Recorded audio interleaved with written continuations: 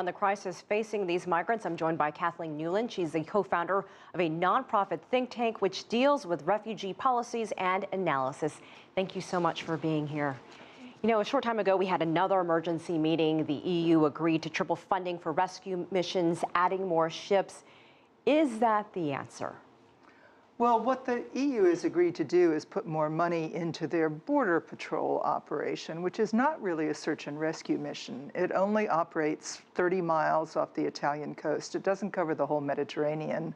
And its mandate isn't search and rescue. And the head of Frontex, the EU Border Protection Agency, made that very clear yesterday when he said, this is not our mandate, it's not the EU's mandate, it's the responsibility of the individual member states.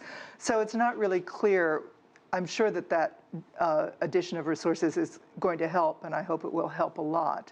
But it's certainly not the whole answer, and cracking down on the smugglers is not the whole answer either. People are desperate to leave the shores of the southern Mediterranean, and they will find a way to move on. So what needs to happen here? Are you confident that the EU is even capable of ending or, slowing down the crisis at least? What do you think has surprised you the most over the last few days as you've watched them work toward a solution?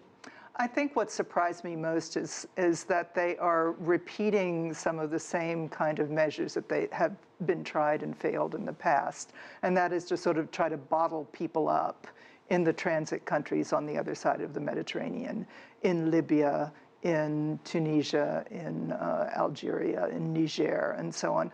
And I don't know really what they think these people are going to do. Are they going to stay in Libya? They can't stay in Libya where they're being attacked and exploited at best. It's very difficult for many of them to return home. Some can return home, but they've invested a huge amount in making this journey. So the EU has to do a lot of different things at once. It can't just be cracking down on smuggling. It can't just be patrolling their borders. They're going to have to look at safe ways for people who really are refugees to travel. And they're going to have to look at trying to increase economic opportunities in the countries these people are coming from. And most difficult of all, they're going to really have to get serious about trying to bring peace to Libya and Syria and other war-torn countries where people are coming from. Well, going back on what you said about opportunities, a lot of these countries like Italy, like Greece, are not in great financial shape. They could barely help their own residents, much less the migrants, the influx of migrants that are coming in. So what should they do?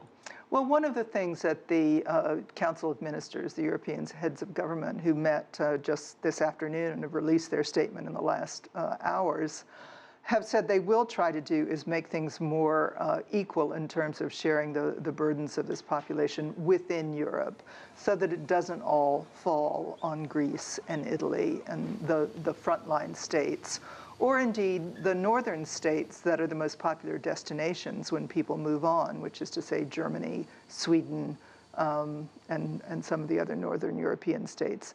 The new members of the EU in Central Europe have done very little to share these burdens. The Polands, the Czech Republic, and so on, they could do more. And I think it's part of their showing that they are really, not second-tier members of the EU, but really full-fledged to step up to the plate here.